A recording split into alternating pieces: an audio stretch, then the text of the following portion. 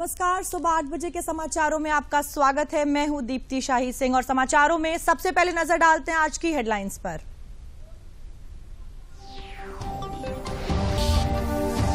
बिजली कर्मचारियों की हड़ताल पर सरकार हुई सख्त। मुख्यमंत्री ने बाधा पहुंचाने वाले कर्मचारियों पर कार्रवाई के दिए निर्देश। हाईकोर्ट ने भी हड़तालियों को दिया नोटिस।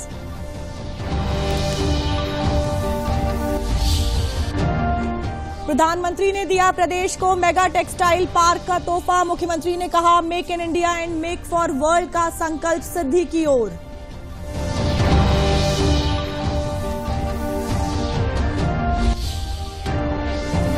बजट सत्र के दूसरे चरण के 5 दिन हंगामे की भेंट। दोनों सदन सोमवार तक स्थगित। राहुल की माफी पर अड़ा सत्ता पक्ष, अन्य मुद्दों पर विपक्ष ने किया हंगामा।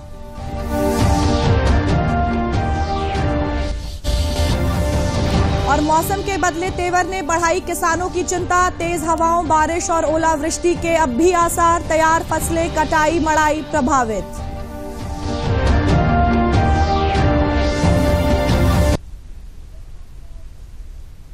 और अब समाचार विस्तार से। प्रदेश में बिजली कर्मियों की गुरुवार रात से हुई प्रदेश व्यापी हड़ताल पर सरकार ने सख्त रुख उठाया है। इसके साथ ही इलाहाबाद उच्च न्यायालय ने भी राज्य विद्युत कर्मचारी संयुक्त संघर्ष समिति और अन्य संगठनों के पदाधिकारियों को हड़ताल तत्काल समाप्त करने का नोटिस दिया है। नोटिस में लिखा है कि सभी कर्मचारियों को निर्देशित करें कि वह अपनी ड्यूटी पर जाएं। इस बीच हड़ताल के कारण 1850 मेगावाट बिजली उत्पादन प्रभावित हो रहा है। 24 घंटे में ही हड़ताल के कारण 8 उत्पादन गृहों से बिजली उत्पादन ठप हो गया है। ट्रांसमिशन की कई लाइनें बंद होने और बड़ी संख्या में उपकेंद्रों और फीडरों से बिजली आपूर्ति बाधित होने का असर आम जनजीवन पर पड़ रहा है। वाराणसी दौरे पर गए मुख्यमंत्री योगी आदित्यनाथ ने दो टूक कहा है कि विद्युत आपूर्ति में बाधा डालने और अराजकता पैदा करने वाले कर्मचारियों के विरुद्ध दंडात्मक कार्यवाही करें। प्रदेश के ऊर्जा मंत्री ए.के. शर्मा से बिजली विभाग के कर्मचारियों की बातचीत बेनतीजा रहने के बाद संघर्ष समिति से जुड़े विद्युत कर्मचारी कल रात से 72 घंटे की हड़ताल पर चले गए हैं। बिजली व्यवस्था को सुचारू रूप से चलाने के लिए सरकार और पावर कॉर्पोरेशन प्रबंधन भी एक्शन मोड में आ गया है। ऊर्जा मंत्री ने आपूर्ति में गड़बड़ी करने वाले कर्मचारियों को सख्त हिदायत देते हुए कहा कि ऐसे कर्मचारियों के खिलाफ एस्मा के खिलाफ कार्रवाई की जाएगी। सरकारी संपत्तियों को नुकसान पहुंचाने वाले कर्मचारियों के खिलाफ रासुका के तहत कार्यवाही की जाएगी। संविदा कर्मी और आउटसोर्सिंग कर्मी अगर हड़ताल पर जाएंगे तो उनकी सेवाएं समाप्त कर दी जाएंगी। एनटीपीसी जैसे निजी उपक्रमों से तकनीकी सहयोग निबार्द बिजली देने के लिए लिया जाएगा। वहीं संबंधित बिजली विभाग में काम करने वाले ठेकेदार और कर्मचारियों को भी जिम्मेदारी आवंटित की जा रही है। ऊर्जा मंत्री ने बताया कि विद्युत आपूर्ति हमारे नियंत्रण में है। उन्होंने कहा कि जो कर्मचारी सरकार के साथ हैं, अपनी सेवा देना चाहते हैं, उसे कोई रोके ना। इसका ध्यान जनप्रतिनिधि रखें। ऊर्जा मंत्री ने बिजली आपूर्ति बनाए रखने में सहयोग देने वाले संगठनों का धन्यवाद भी किया।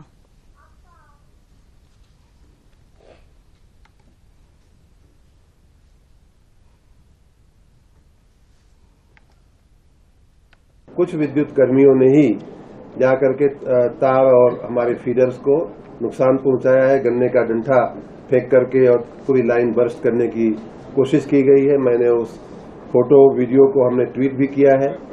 ऐसी घटनाएं अगर होंगी तो कहीं वो व्यक्ति हो, चाहे वो जंगल में हो, देवरिया के किसी जंगल में से लाइन पास हो रही थी, वहां जाकर के लाइन को बर्स्ट करने का प्रयास किया गया। लेकिन मैं इतना जरूर कहूंगा, जंगल में हो, आसमान में हो, पाताल में हो, हम उनको ढूंढ निकालेंगे। जो भी ऐसा कृत्य कर रहा है उसके खिलाफ कार्रवाई अवश्य की जाएगी। कि जो आउटसोर्सिंग के जो कर्मचारी संविदा के हों या अन्य किसी प्रकार से आउटसोर्सिंग एजेंसी के मार्फत अगर लिए गए हैं तो उनकी जो नियुक्ति का एक ही कारण होता है कि हम आपातकालीन ये व्यवस्थाएं करते हैं। उनकी हाजिरी आवश्यक होती है, तभी हम उनको पगार देते हैं। ऐसे तमाम कर्मी जो इस समय सरकारी काम पे नहीं है, जो हमारे काम पे नहीं है, ड्यूटी पे नहीं है, उन्हें निकालने की प्रक्रिया तुरंत शुरू की जाए। उनकी हाजिरी अगर काम पे, उनका अपने कार्यस्थल पे नहीं है तो उनकी हमें आवश्यकता नहीं है। हम अन्य लोगों से, नौजवानों को नौकरी हम देंगे उनकी जगह पे। इलाहाबाद हाईकोर्ट ने एक अहम याचिका की सुनवाई करते हुए बिजली कर्मचारियों के पदाधिकारियों पर गैर जमानती वारंट जारी करने का आदेश दिया है। यह आदेश जस्टिस अश्विनी कुमार मिश्र और जस्टिस विनोद दिवाकर की डिवीजन बेंच ने अधिवक्ता विभव राय के तर्कों को सुनकर दिया है। कोर्ट ने कहा कि पहले से लंबित याचिका पर कोर्ट ने विद्युत कर्मचारी संयुक्त संघर्ष समिति के पदाधिकारियों को अवमानना नोटिस जारी किया गया था। उसके बावजूद बिजली कर्मचारी हड़ताल करके जनता के प्रति खिलवाड़ कर रहे हैं। कोर्ट ने 20 मार्च को सुबह 10 बजे कर्मचारी संघ के पदाधिकारी शैलेंद्र दुबे व अन्य को सीजेएम लखनऊ कोर्ट के जरिए जमानती वारंट तामील कराने का आदेश दिया है।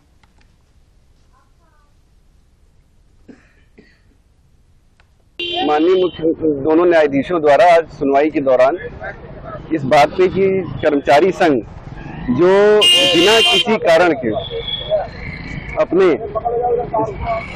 स्ट्राइक पे चला गया है, जो कि उच्च न्यायालय के पूर्व आदेशों की भी अवहेलना है, वह क्योंकि एस्मा लगा है और एसेंशियल एक्ट लगा हुआ है और सारी चीजें उनको उस एक्ट के अंतर्गत ही करनी थी और माननीय उच्च न्यायालय के आदेश के अंतर्गत ही करनी थी, तो उनको 20 तारीख को उपस्थित रहने के लिए कहा है। वह उपस्थिति के लिए अवेलेबल वारंट्स इशू किए हैं और उनको कंटेम्प्ट की नोटिस।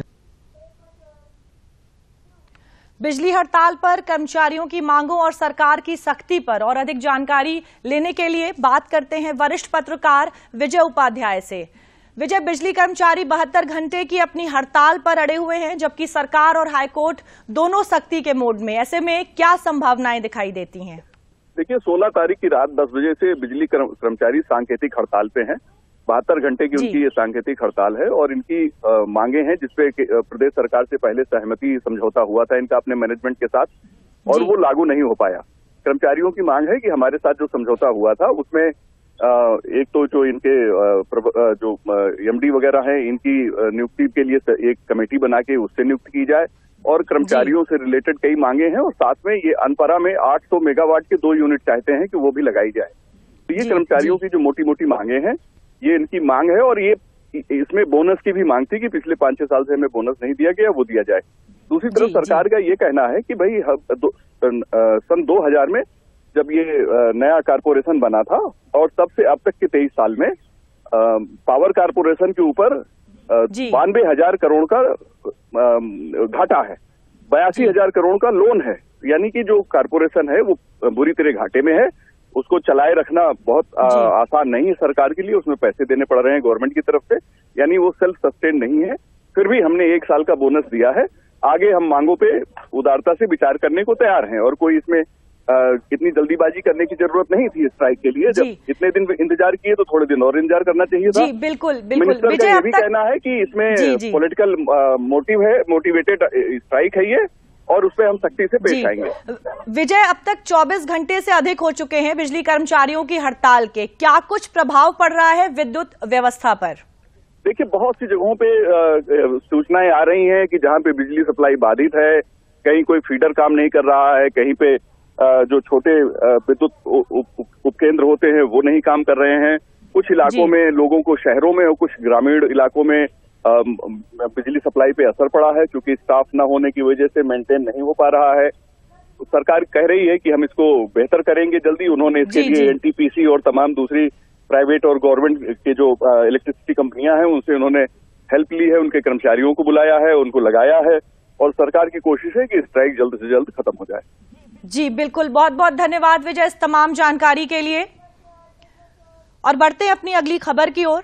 प्रधानमंत्री नरेंद्र मोदी ने आज कहा कि PM Mitra mega textile park ट्रू तेलंगाना, कर्नाटक, महाराष्ट्र, गुजरात, मध्य प्रदेश और उत्तर प्रदेश में स्थापित किए जाएंगे। उन्होंने कहा कि park 5F farm to fibre to factory to fashion to foreign vision के अनुरूप कपड़ा क्षेत्र को बढ़ावा देगा। प्रधानमंत्री मोदी ने ट्वीट करके कहा कि PM Mitra mega textile park 5F farm to fibre to factory to fashion to foreign vision के अनुरूप कपड़ा क्षेत्र को बढ़ावा देंगे।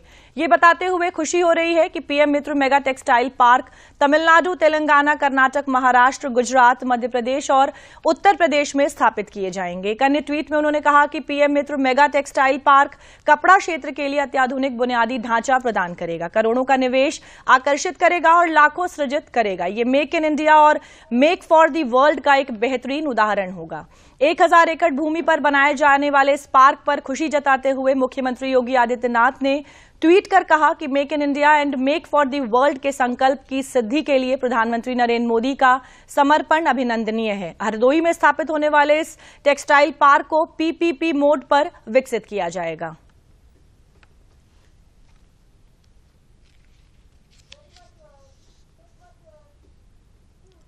और बजट सत्र के दूसरे चरण को शुरू हुए 1 सप्ताह हो गया है, लेकिन पांचों दिन संसद में हंगामा ही देखने को मिला। कल भी सदन के दोनों सदनों में पीठासीन के माध्यम से सदन को बार बार चलाने की कोशिश की गई, लेकिन दोनों ही पक्षों सत्ता पक्ष और विपक्ष द्वारा लगातार शोर शराबा जारी रहा। सत्ता पक्ष लगातार राहुल गांधी से उनके लंदन में दिए गए बयान पर माफी की मांग कर रहा था, तो विपक्ष कई अन्य मुद्दों को लेकर संसद में हंगामा कर रहा था। संसद के बजट सत्र का दूसरा चरण पहले हफ्ते का 5वां दिन संसद के दोनों सदनों में हंगामा रहा जारी। जैसे ही शुक्रवार को लोकसभा की कार्यवाही शुरू हुई, विपक्षी दलों के कई सांसद वेल में आकर हंगामा करने लगे, जबकि सत्ता पक्ष के सांसद अपनी जगह पर खड़े होकर राहुल गांधी से माफी की मांग कर रहे थे। शोर शराबे के बीच लोकसभा थोड़ी देर चली। लोकसभा अध्यक्ष सदन के ऑर्डर में आने का इंतजार करते रहे। लोकसभा अध्यक्ष ओम बिरला ने कहा भी कि जब सदन ऑर्डर में नहीं है तो कैसे किसी सदस्य को बोलने का मौका दिया जा सकता है। आपसे आग्रह करता हूं कि सदन को चलने दें। आपको नारेबाजी करने नहीं भेजा सदन में, देश की जनता देख रही है, इसलिए मेरा आपसे आग्रह है सदन को चलने दें। हाउस ऑर्डर में आएगा, मैं सबको बोलने का मौका दूंगा। हाउस ऑर्डर में आएगा, सबको बोलने का मौका दूंगा, लेकिन इस तरीके से बिना हाउस ऑर्डर के आप खड़े रहेंगे, बोलने का मौका नहीं देंगे। उधर राज्यसभा की कार्यवाही सुबह जैसे ही शुरू हुई, उच्च सदन में अहम विधायी कामकाज को आगे बढ़ाने की कोशिश हुई। सदन थोड़ी ही देर चल पाया और विपक्षी दलों के सांसदों ने विभिन्न मुद्दों पर हंगामा शुरू कर दिया। वहीं सत्ता पक्ष के सांसद भी राहुल गांधी से लंदन में दिए गए बयान को लेकर माफी की मांग कर रहे थे। Point of order raised by leader of the opposition, I find expedient to direct leader of the house to authenticate, including the electoral means, the assertion made by him on 13-14 March on the issue during course of the day. The house stands adjourned to meet at 1100 hours on Monday, 20th March 2023. इस बीच BJP सांसद निशिकांत दुबे ने कांग्रेस सांसद राहुल गांधी के London में दिए बयान पर लोकसभा अध्यक्ष से मिलकर विशेष कमेटी बनाने की मांग के साथ उनकी सदस्यता भी रद्द करने का अनुरोध किया। वहीं अब कांग्रेस पार्टी पीएम मोदी के नेहरू वंश को लेकर संसद में दिए गए बयान का मामला विशेषाधिकार समिति तक ले गई है। इस बीच कांग्रेस सहित तमाम विपक्षी दलों ने संसद भवन परिसर में सत्ता पक्ष के खिलाफ प्रदर्शन भी किया। कांग्रेस ने ही आपातकाल लगाया था और उसमें डीआईआर और मीसा में देश के विपक्ष के सभी नेताओं को बंद किया गया था और प्रेस सेंसर लगाई गई थी और मौलिक अधिकारों का हनन किया गया था। तो उनके मुंह से ये डेमोक्रेसी की बात अच्छी नहीं लगती है। जहां तक जो आपने बात कही कि जो कांग्रेस ने बात कही है विशेषाधिकार समिति को देने का, यह विषय सरनेम का विषय संसद की विशेषाधिकार समिति के समक्ष लंबित है और एक ऐसे परिवार के विषय में है जो देश के ऊपर अपना सर्वाधिकार मानता था, तो मुझे लगता है उस पर टिप्पणी करना मेरे लिए अनाधिकार हो। पूरे हफ्ते कामकाज बाधित हुआ। अब देखना होगा कि अगले हफ्ते सोमवार को क्या संसद में चल रहा गतिरोध खत्म होगा। संसद में राहुल गांधी के बयान पर घमासान मचा हुआ है, तो वहीं संसद के बाहर भी लंदन में दिए गए राहुल गांधी के बयान पर हंगामा बरपा है। बीजेपी अध्यक्ष जेपी नड्डा समेत कई भाजपा नेताओं ने राहुल गांधी से माफी की मांग की और इन सबके बीच राहुल के बयान पर कांग्रेस पार्टी राहुल का बचाव कर रही थी।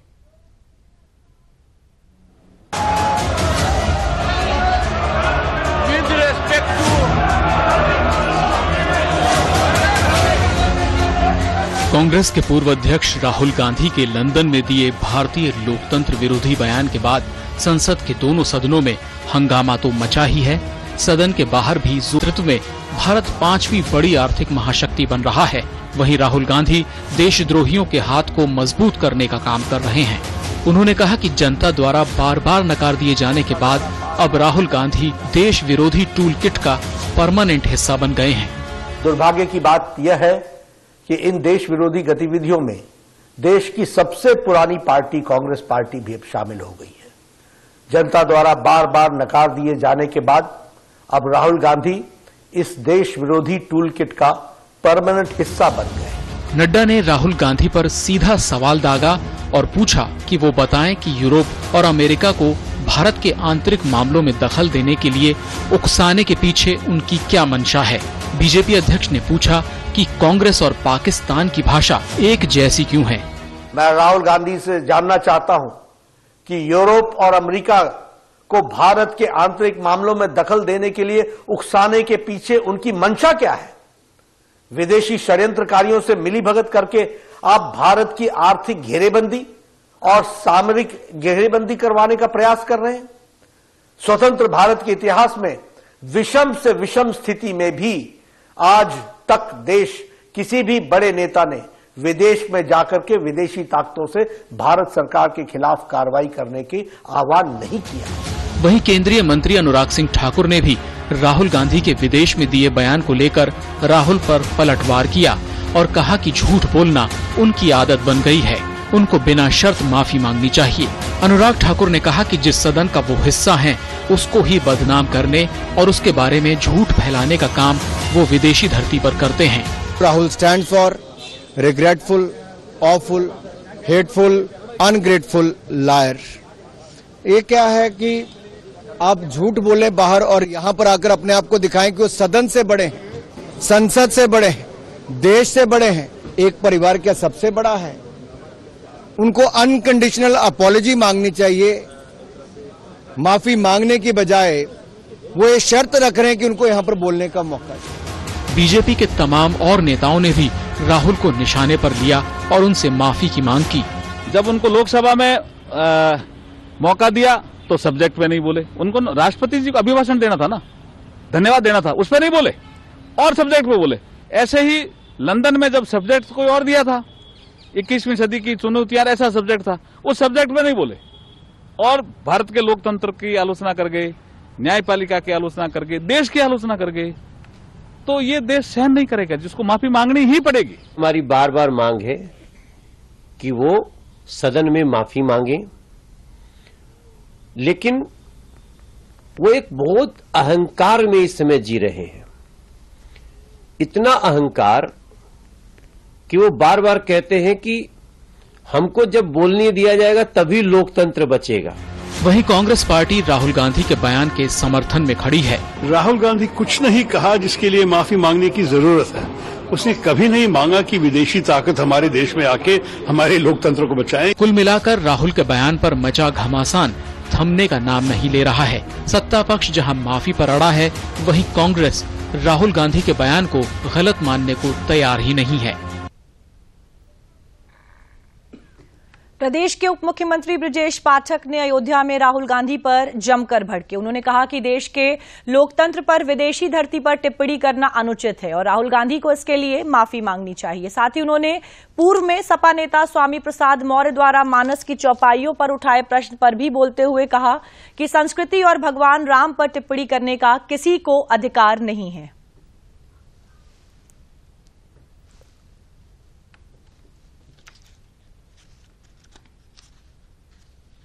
अयोध्या दुनिया के मानचित्र पर नंबर 1 बनकर के उभरेगा।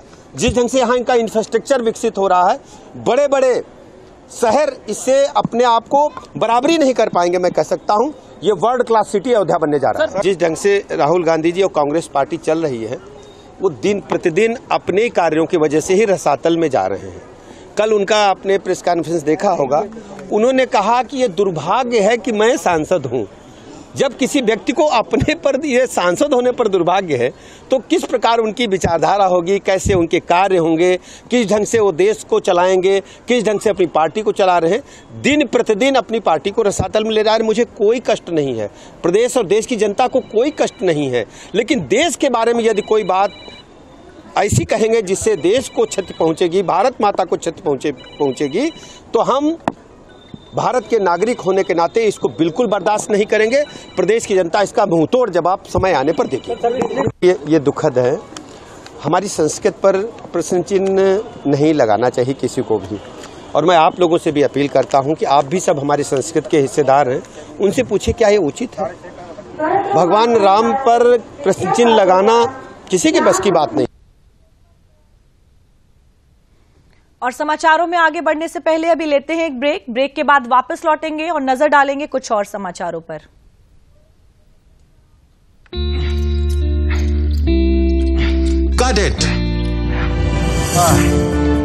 सोचिए, अगर असल जिंदगी में ऐसी हालत हो तो कितनी मुश्किलें होती हैं, लेकिन शुक्र है बैंकिंग के लिए नहीं।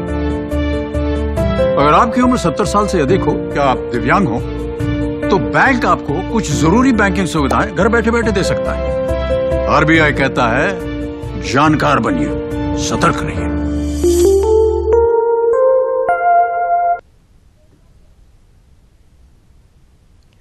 ब्रेक के बाद आप सभी का स्वागत है। रक्षा मंत्री और लखनऊ से सांसद राजनाथ सिंह आज अपने संसदीय क्षेत्र के दौरे पर राजधानी लखनऊ पहुंचेंगे।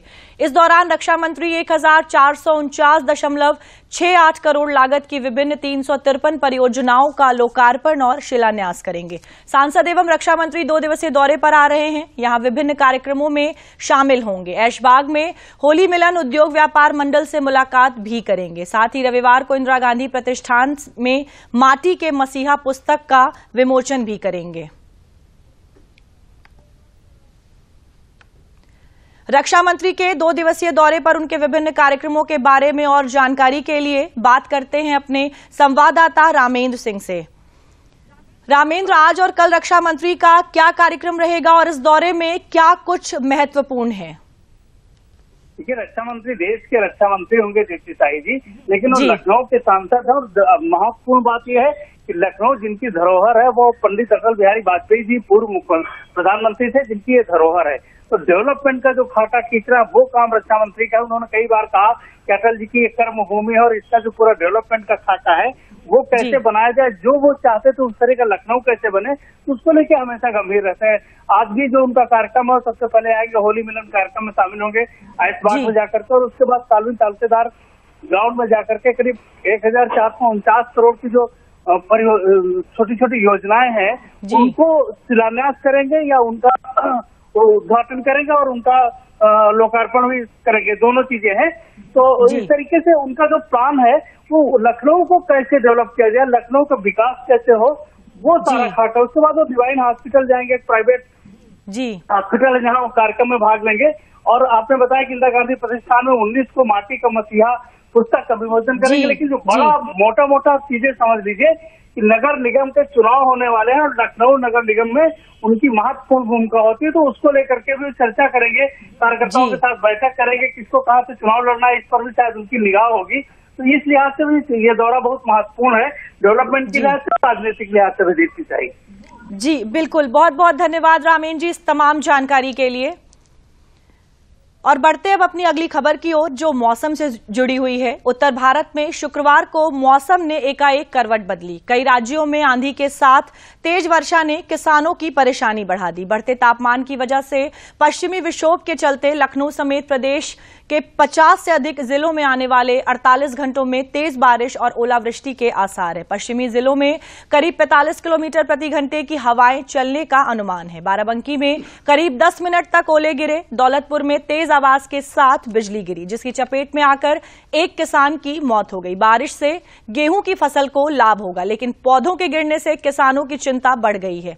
आम के बौर पर लगने वाले कीट भी बारिश से नष्ट हो गए हैं। चना, सरसों, मसूर की तैयार फसलों की कटाई, मड़ाई प्रभावित हुई है, जबकि खेत में पड़े आलू को भी नुकसान हुआ है।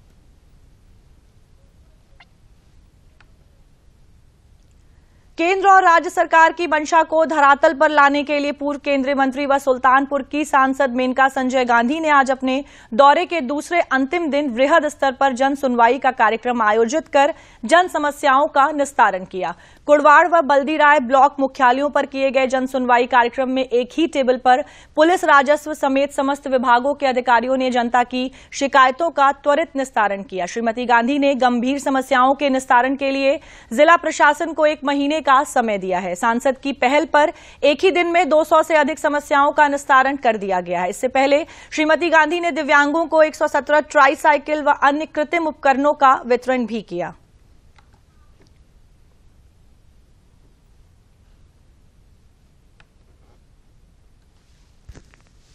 सरकार की आज्ञा है कि जो सारे एमपीज और एमएलएज जाना चाहिए फ्राइडे के दिन, जो होता है जन सुनवाई, तो इसलिए हम लोगों ने शुरू किया है। यहाँ 90% शिकायतें घर के लिए हैं। उनका नाम लिस्ट से काटा गया है, उनका नाम था फिर नहीं था या कभी था नहीं या कुछ ऐसे। देखिए, पहले भी हम लोगों ने 1,40,000 घर दिए हैं। अब व्यवस्था की जाएगी सितंबर तक कि ये जब पूरे हो जाएंगे, 8,000 बचे हैं देने के लिए और उनमें से कुछ करीबन 82 है विकलांगों के लिए रखे गए। माननीय सांसद महोदय द्वारा ब्लॉक कुड़वार में आज 111 उपकरण का वितरण किया गया है, जिसमें 50 ट्राईसाइकिल, बैसाखी 40, हेयरिंग एड 2 और व्हील चेयर 16 और ब्लाइंड स्टिक 2 वितरित की गई। भारत नेपाल सीमावर्ती क्षेत्र के बलरामपुर व तुलसीपुर रेलवे स्टेशन पर अमृत भारत योजना अंतर्गत कार्य होने से जहां आधुनिक सुविधाओं का लाभ यात्रियों को मिलेगा, वहीं बौद्ध सर्किट, श्रावस्ती, देवीपाटन शक्तिपीठ व सोहेलवा वन्य जीव विहार होने के कारण जिले के पर्यटन उद्योग को भी बढ़ावा मिलेगा। योजना अंतर्गत स्टेशन पर सुलभ शौचालय, प्लेटफॉर्म का विस्तारीकरण, पार्किंग स्टैंड, प्रतीक्षालय और स्वचालित सीढ़ियों का निर्माण सहित उच्च स्तरीय सुविधाओं का विकास होगा। लोगों ने बताया कि इससे यात्रियों को विशेष सुविधा मिलने के साथ रेलवे के आय में भी बढ़ावा होगा।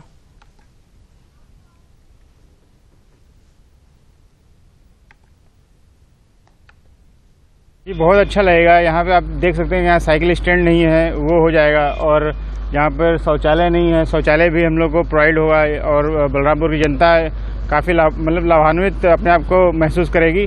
और यहाँ पार्क कुछ नहीं है। यहाँ पर बलरामपुर जिले में तुलसीपुर और बलरामपुर स्टेशन का अमृत योजना के अंतर्गत चयन हुआ है। इससे स्टेशन पर उच्च स्तरीय सुविधाएँ बढ़ेंगी। यहाँ से श्रावस्ती एवं सोहेलवा वन्य जीव विहार नज़दीक है, जिससे पर्यटन के दृष्टि से भी विकास होगा। साथ ही यात्रियों को उच्च स्तरीय सुविधा मिलेंगी। स्टेशन पे प्लेटफॉर्म नंबर 1 और प्लेटफॉर्म नंबर 2 का लेंथ बढ़ेगा, लगभग 200 मीटर के आसपास बढ़ेगा, और वेटिंग रूम का भी उच्चीकरण होगा और सर्कुलेटिंग एरिया का भी विस्तार होगा, बाउंड्री होगी, साइकिल स्टैंड ओपन होगा, जिससे यात्रियों को बाहर से आने में दिक्कत नहीं होगी, अपनी बाइक छोड़ सकेंगे। अभी उनको इधर उधर खड़ा करना पड़ता है, दिक्कत होती है। तो ये सब सुविधाएं मिलेंगी स्टेशन पे एंड यूज।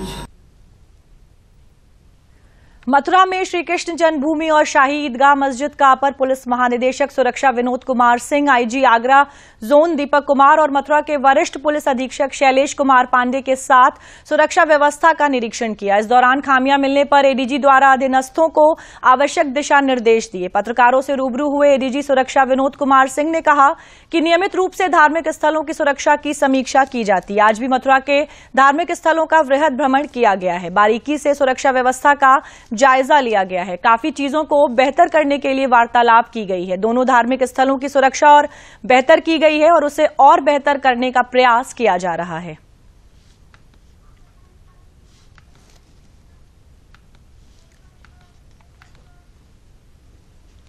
और समाचारों के अंत में नजर डाल लेते हैं हेडलाइंस पर।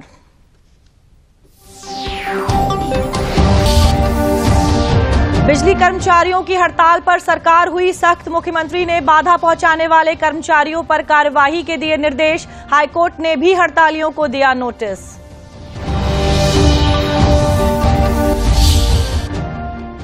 प्रधानमंत्री ने दिया प्रदेश को मेगा टेक्सटाइल पार्क का तोहफा। मुख्यमंत्री ने कहा, make in India and make for world का संकल्प सिद्धि की ओर।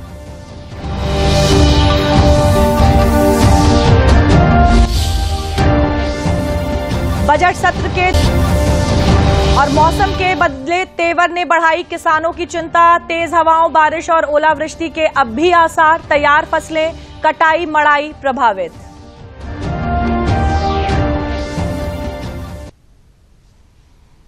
और समाचारों में फिलहाल इतना ही। नमस्कार।